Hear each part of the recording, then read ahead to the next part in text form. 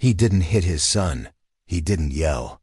He didn't abandon his family. He just stayed silent. And one day, silence answered back. Disclaimer: this is a fictionalized dramatization inspired by real emotional experiences. Names, characters, and events have been altered. This is not a political story. It is a human one. The house sat at the end of a quiet suburban street, the kind that seemed designed to reassure you. The asphalt was always clean, the mailboxes all matched. Even the air felt organized: cut grass, laundry detergent, faint charcoal smoke on weekends. A white fence ran along the front like a polite smile. The lawn was trimmed so evenly it looked measured. And every evening, without fail, the porch light clicked on at exactly 7 p.m., a small ritual that made the whole place feel predictable safe. From the outside, it looked like success. Not the loud kind, not the flashy kind. Just the kind people nodded at when they drove past. A house that said, "This family has it together." Michael Thompson believed that too. At 45, Michael moved through life with the quiet confidence of a man who thought he had followed the rules well enough to earn peace. He didn't come from money. He didn't have connections. But he had built something that stayed standing, and in his mind, that counted. He had a steady job, nothing glamorous, nothing risky, the kind of position that didn't make headlines, but paid on time. He had a clean record, no arrests, no scandals, no ugly stories attached to his name. He had a wife, Sarah, who kept everything stitched together with lists and calendars and a patience that looked like strength. And he had 2 children who didn't cause trouble. Michael loved that phrase, "didn't cause trouble." It sounded like a blessing, like proof that he was doing something right. On weekday mornings, he woke up before the house fully stirred. He didn't slam doors. He didn't let the coffee maker beep too loudly. He moved like someone who believed peace was fragile, and that the best way to protect it was to keep the volume low. At the kitchen counter, he checked the weather and scrolled headlines with one finger, eyes half awake. The world was always angry about something, some conflict, some outrage, some drama that felt far away. Michael absorbed it the way you absorb distant thunder, aware it existed, grateful it wasn't right above your roof. When Sarah came downstairs, she was already thinking 10 steps ahead. Lunches, appointments, bills, school forms. She moved with purpose, a quiet engine that never really shut off. "Don't forget," she'd say, sliding a permission slip toward him. Or, "We need to talk about the car." Or, "Jake's teacher emailed again." Michael would nod, do what he could, and keep his voice calm. He had learned over the years that tone mattered as much as words. In a family, tension could start from nothing: an impatient sigh, a sharp answer, a glance held too long. So Michael softened everything. Not because he was afraid of Sarah, not because he didn't care, but because he believed that if you kept the edges smooth enough, life couldn't cut you. That belief extended beyond his front door. Michael lived by one rule: family comes first. He said it like a principle, like a promise, like something etched into him. But what it really meant, what it had always meant, was this: don't risk what you have for what you can't control. At work, Michael kept his head down. He was competent, reliable, unremarkable in the most useful way. He didn't gossip. He didn't complain. He didn't volunteer opinions in meetings unless someone asked directly. He watched other people climb ladders by stepping on rungs that wobbled, and he decided long ago he didn't want that kind of height. He liked stability. He liked routines. He liked knowing where the ground was. In the break room, he smiled at coworkers and kept conversations short, friendly but not close, warm but not involved. He listened more than he spoke, and when topics turned heated: politics, layoffs, someone's messy divorce, Michael drifted away with his coffee like smoke, leaving no trace. At neighborhood cookouts, he stayed near the edges of the crowd, plate in hand, laughing at the right moments, never the loudest voice. He waved at neighbors when he pulled into the driveway. He shoveled snow without making a show of it. He returned borrowed tools on time. He didn't want to be the person people came to with problems. Problems had teeth. He had seen what happened to men who got tangled in other people's storms. His father had lost jobs because he argued with the wrong boss. His uncle had lost friends because he took sides in someone else's marriage.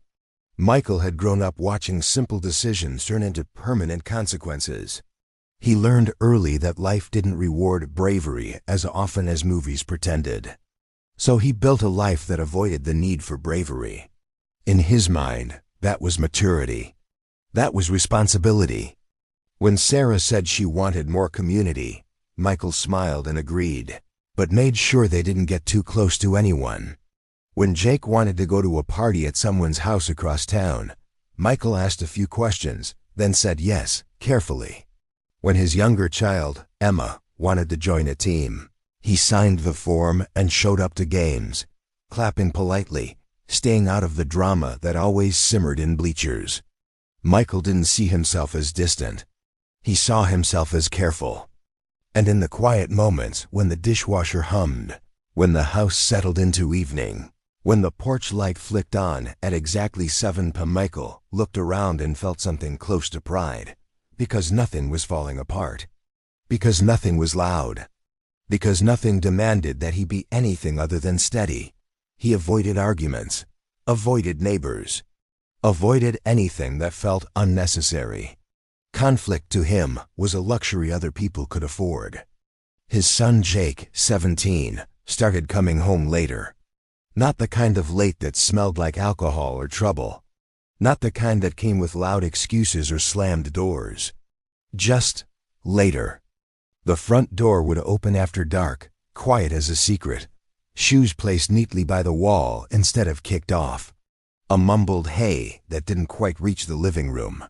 By the time Michael glanced up from the television, Jake was already halfway down the hallway, retreating into his room like a tide pulling back from shore. At first, Michael barely noticed. Teenagers changed. That was the story everyone told. They grew inward. They pulled away. It was normal. It was healthy. It was something fathers were supposed to accept without taking personally. But then dinners grew shorter. Jake used to linger at the table, pushing peas around his plate, stealing glances at his phone when he thought no one was watching. Now he ate quickly, mechanically, like he was trying to finish before something else arrived. Fork up, fork down. Chair scraping softly as he stood. Eye contact disappeared. When Michael asked how school was, Jake answered without looking up. One-word replies, neutral tone. No complaints, no stories. Just enough information to close the conversation. Fine, same, nothing. And then there were the hoodies. It was early fall, still warm enough that Michael wore short sleeves in the evening. But Jake's hoodie sleeves were always pulled low, hands tucked inside the cuffs, fabric stretched just a little too far past his wrists. At the table, on the couch, even inside the house, Sarah noticed immediately. She always did. It was one night after dinner, the dishes stacked neatly in the sink, the television murmuring low in the background. Jake had already gone upstairs. His door closed with a careful click. Sarah leaned against the counter, arms crossed loosely, eyes thoughtful. "Have you talked to Jake?" she asked. Michael glanced up from his phone, thumb pausing mid-scroll. "About what?" "I don't know," she said. "He's different." Michael shrugged, casual, practiced. "He's a teenager. They go through phases." Sarah didn't argue right away. She rarely did. She just watched him for a moment longer than necessary, as if waiting to see whether he'd add something else. When he didn't, she nodded once and turned back to the sink. But the question lingered. A few nights later, Michael was walking down the hallway toward the bedroom when he heard something unfamiliar. Crying. Not loud. Not dramatic, soft. Controlled. Like someone holding themselves together by sheer will. Michael stopped. The sound was coming from Jake's room. It took a second for his mind to accept it. Jake didn't cry. At least not where anyone could hear. He was old enough now to lock his emotions behind doors. to hide them in plain sight. Michael stood there, frozen, listening to a sound that didn't fit the version of his son he carried in his head. The crying wasn't constant. It came in short, uneven breaths. A pause. Then another quiet sob, quickly swallowed, like Jake was afraid even the walls might notice. Michael's heart beat faster. He stood just outside the door, hand hovering inches from the handle. He could knock. He could say Jake's name. He could ask what was wrong. He could step inside and turn on the light and force the moment into the open. He imagined it clearly. Jake startled, embarrassed, wiping his face quickly, saying it was nothing, saying he was just tired, Michael telling him it was okay, that everyone had bad days, that things would pass. Michael could already feel the discomfort of it, the awkwardness, the risk of saying the wrong thing, the fear of opening a door he wouldn't know how to close. He thought about work in the morning, about deadlines, about how fragile peace could be once it was disturbed. The crying softened. Michael waited, holding his breath. For a moment, he told himself he was giving Jake space, that this was what respectful parents did, that barging in might make things worse, that sometimes the best help was not interfering. The sound stopped. Silence returned, settling into the hallway like dust. Michael let out a breath he hadn't realized he was holding. His shoulders relaxed, just a little. Whatever it was, it had passed, or at least it had gone quiet. He stood there another second, hand still raised, then slowly lowered it. Michael turned away from the door. He walked back down the hallway, careful not to make noise, careful not to disturb the calm that had reassembled itself so neatly. By the time he reached his bedroom, the house felt normal again, quiet, orderly, safe. Michael told himself he'd check in tomorrow, that he'd find the right moment, that there was time. And with that small, reasonable thought, he closed the door behind him. Michael walked away. The call from the school came a week later, right in the middle of a Tuesday afternoon. Michael was at his desk, half focused on an email thread that had already gone in circles twice. His phone vibrated against the wood. Unknown number. He almost let it go to voicemail. Most unknown numbers were either spam or someone trying to sell him something he didn't need. But the screen showed the school's area code, and something in his chest tightened before he even answered. Hello? A calm voice came through, practiced and careful. Mr. Thompson? This is Mrs. Bell, the school counselor. Do you have a moment? Michael sat a little straighter, automatically. Yes, he said. What's going on? There was a pause, brief, deliberate. The kind of pause people use when they're choosing words that won't set off alarms. We're concerned about Jake's emotional well-being, she said. Michael looked down at his keyboard, as if the answer might be typed there. Concerned? He repeated. Not angry. Just cautious. Yes, Mrs. Bell continued, still gentle. He's been withdrawn. Some teachers have noticed changes in his behavior. He's missed a few assignments and what? Michael asked, hearing the edge in his own voice and disliking it. Another pause. We'd like to meet with you and Sarah, just to talk. To make sure he has support. Michael listened politely, the way he listened to customer service calls and insurance representatives, alert, respectful, emotionally contained. He knew the correct posture for these conversations, appreciative but not alarmed, cooperative but not exposed. Thank you, he said, almost instinctively. We'll handle it at home. The counselor didn't push. She didn't argue. She simply repeated that the door was open, that they wanted the best for Jake, that they were here to help. Then she hung up with the same professional warmth she'd started with. Michael stared at his desk for a moment after the call ended. A part of him wanted to feel relieved. The school hadn't accused Jake of anything. There were no police, no suspension, no drugs, no violence. That should have been good news. But emotional well-being sat in his mind like an object he didn't know where to place. He didn't call Sarah right away. He finished the email. He answered another message.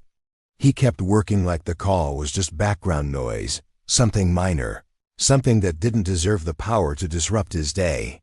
When he came home that evening, Sarah was at the stove, stirring something that smelled like garlic and tomatoes. The kitchen looked warm, orderly. A normal family scene, exactly the kind Michael liked to preserve. "How was your day?" she asked without turning around. "Fine," Michael said, loosening his tie. Then he hesitated, just long enough to make it obvious he was holding something back. Sarah turned, reading him the way she always did. "What?" she asked. Michael leaned against the counter and tried to sound casual. "The school called." Sarah's hands stilled. "What did they say?" He shrugged, as if it was nothing. "They're overreacting." Sarah's eyebrows lifted slightly, and Michael realized that answer was too vague, too dismissive. "They said they were concerned about Jake," he added. "Emotional stuff. Typical school thing. They want a meeting." Sarah didn't speak for a moment. The stove clicked softly. Somewhere upstairs, a door opened and closed. "Concerned how?" she asked. Michael waved a hand. "You know, teenager mood swings. Teachers notice one bad week and suddenly it's a crisis." Sarah's mouth tightened, just a little. "Did they say anything specific?" Michael shook his head. Or maybe he didn't. Maybe he just didn't want to answer. "They didn't say much," he said. "Just that he's withdrawn." Sarah set the spoon down slowly. When she looked at Michael, her expression wasn't anger. It was exhaustion. Not the tiredness of a long day, but the tiredness of carrying worry alone for too long. She didn't argue. That was what surprised Michael most. She didn't lecture him. She didn't raise her voice. She didn't demand he march upstairs and interrogate Jake. She just nodded once and turned back to the stove like she was trying to hold the house together with her hands. Michael told himself that was a good thing. No argument. No tension. No drama. Peace. But at school, there was no peace. Jake was being bullied. Not the kind you see in movies. Not the kind that leaves obvious bruises or ripped backpacks or dramatic confrontations in hallways. Nothing that could be pointed to as evidence. Nothing that would make adults rush in with certainty and anger. It was quieter than that. It was whispers that stopped when he walked by, followed by laughter that didn't make sense until it did. It was screenshots passed around like currency. Private messages turned into group entertainment. A photo taken at the wrong angle. A moment caught at the wrong time. A rumor that spread faster than truth. It was the way Jake's name started showing up in conversations he wasn't part of. It was the way chairs around him filled up last or not at all. It was the way teachers said, "Pair up," and Jake stood still a second too long, pretending he was deciding, when really he was waiting to see if anyone would choose him. It was the way his phone buzzed at night and his face tightened before he even looked. It was laughter when he entered a room. It was silence when he left. These were the things adults didn't always see, because they weren't loud enough, not obvious enough, not messy enough to demand attention. And they were the things children rarely survive alone. It happened on a rainy Thursday, the kind of rain that didn't pour in dramatic sheets, but fell steadily, patiently, like it had all day to make the world heavier. The sky stayed the color of dirty cotton. The streetlights flickered on early. Water ran in thin rivers along the curb, carrying leaves and little scraps of trash as if everything was trying to drift somewhere else. Michael had just gotten home from work. He was standing in the kitchen, loosening his tie, half listening to the weather report on the television. Sarah was upstairs folding laundry. The house smelled like detergent and something warm baking normal smells that usually meant safety. Then there was a sound outside that didn't belong. Tires crunching slowly on wet gravel. Michael looked through the front window and saw a police car pulling into the driveway, windshield wipers sweeping back and forth with calm efficiency. The blue and white shape looked absurd in front of their white fence and trimmed lawn, like a stain on a picture that wasn't supposed to change. For a second, Michael couldn't move. He watched the car stop. Watched the officer step out. Watched the officer adjust his hat under the rain like this was routine. Sarah appeared at the top of the stairs, drawn by the same instinct. "What is that?" she asked, voice already tight. Michael didn't answer. He was too busy trying to figure out what possible reason the police could have for being here. He ran through a mental list like a man reviewing receipts. They hadn't done anything. They paid their bills. They stayed quiet. They didn't cause trouble. Then he realized what he hadn't considered. Jake. The officer knocked once. Firm. Professional. Michael opened the door and felt cold air rush in, damp and sharp. The officer's uniform was dotted with rain. His face was serious but not panicked, which somehow made everything worse. "Mr. Thompson?" he asked. "Yes," Michael said, already knowing his voice didn't sound like his own. "I'm Officer Ramirez." "Is Jake Thompson your son?" Sarah came down the stairs fast now, bare feet on wood, breath quick. "Yes," she said, cutting in. "What happened? Where is he?" The officer's eyes softened just slightly. "Your son has been located," he said carefully. "There was an incident near the school. We need you to come with us." Michael's mind latched onto the word located, as if it could keep him from falling. "Located?" He repeated. "What do you mean? He's where?" The officer's gaze didn't waver. "He was found in an abandoned storage shed behind the school grounds." Sarah made a small sound, half gasp, half prayer. The officer continued, slower now, as if he was walking them toward a cliff with a hand on their backs. "He's alive." A beat of relief hit Michael so hard his knees almost gave. Then the officer added the second part. "Barely." The drive to the hospital felt like it happened outside of time. Rain smeared across the windshield. The wipers kept moving, back and forth, as if trying to erase what was happening. Sarah sat rigid in the passenger seat, hands clenched in her lap. Michael drove too fast and too carefully at the same time, knuckles white on the steering wheel. Neither of them spoke. There were no words big enough to carry the fear without breaking. At the hospital, everything smelled like antiseptic and warm plastic. The lights were too bright. The floors shone like polished ice. A nurse guided them down a hallway that seemed endless, the sound of their footsteps swallowed by the constant hum of ventilation. A doctor met them outside a door. For the first time, Michael allowed himself to sit with the full truth, without softening it, without explaining it away. He hadn't failed because he didn't love his family enough. He had failed because he loved comfort more than discomfort, and mistook the two for the same thing. And in the quiet that followed, with no one left to shield him from his own thoughts, Michael understood something that could no longer be undone. He was wrong. Jake survived. The doctors used the word carefully, as if it were fragile. They said it with relief, but never with celebration. Survival, they explained, did not mean recovery. It only meant that the worst moment had passed. Jake came home weeks later. He walked through the front door slowly, eyes down, shoulders tight. The house welcomed him with familiar sounds, the soft click of the lock, the hum of the refrigerator, the faint creak in the floorboard near the stairs. Everything was exactly where it had always been. And none of it felt the same. Jake spoke less now. When he did, his voice stayed flat, guarded. He avoided mirrors. He flinched at sudden noises. At night, Michael sometimes heard his son pacing in his room, the soft rhythm of footsteps that never seemed to settle. At dinner, Jake picked at his food. He ate enough to be polite, then excused himself. No arguments, no anger, just distance. Sarah tried to hold the pieces together at first. She scheduled appointments. She labeled medication bottles. She sat with Jake when he couldn't sleep, but something in her had shifted. The energy she once used to keep the household moving now drained away, leaving her quiet and distant. One evening, she packed a small bag. "I need some space," she said. Her voice wasn't cold. It wasn't angry. It was tired in a way that frightened Michael more than shouting ever could. Michael nodded. He understood what she really meant. Space wasn't about distance.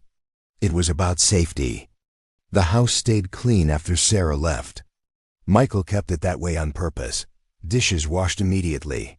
Floors vacuumed, trash taken out before it was full. He maintained the routines like rituals, hoping order might substitute for connection. It didn't. The rooms felt larger. The silence stretched longer. Even the ticking clock in the hallway sounded louder now, like it was counting something Michael couldn't see. Michael sat alone most nights, television on mute. The screen flickered with faces laughing, arguing, living lives that felt impossibly distant. He didn't need the sound.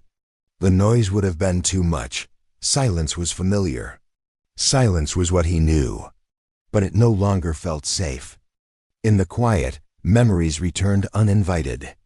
Jake's closed door, Sarah's questions left unanswered, the school counselor's careful voice, the crying he had heard and chosen not to hear. Michael had once believed silence was neutral, that it kept the peace, that it allowed things to resolve on their own. Now he saw it clearly. Silence had weight. Silence took sides. Silence decided outcomes while pretending not to. He had used silence as a shield, convinced it protected everyone inside the house, but silence had protected only him. And it had done so at a cost he would spend the rest of his life understanding. For the first time, Michael realized the truth he had avoided for so long. Silence had never been neutral. It had always been a choice. Michael once believed, family comes first. He had said it for years, the way people repeat something until it feels true simply because it's familiar. He said it when he turned down extra work. He said it when he avoided difficult conversations. He said it when silence felt easier than asking questions that might change everything. But he had never stopped to ask what that sentence actually meant. First. Before what? Before truth? Before discomfort? Before responsibility? Michael had believed that putting family first meant keeping the house calm, keeping voices low, keeping problems contained. He thought love was measured by how little he disrupted the lives of the people he cared about. He was wrong, because love is not proven by what we avoid. It's proven by what we are willing to face. Looking back, Michael could see the moments clearly now, the doors he didn't open, the questions he didn't ask, the warnings he explained away because they were inconvenient, because they threatened the fragile order he worked so hard to maintain. He had mistaken peace for safety, silence for wisdom, comfort for care, and by the time he understood the difference, the damage had already been done. Families don't fall apart only because of shouting or violence or cruelty. Sometimes they collapse quietly, piece by piece, while everyone is trying very hard to be reasonable. Because sometimes the thing that destroys a family is not violence, not anger, not hatred, but the silence we choose when it matters most.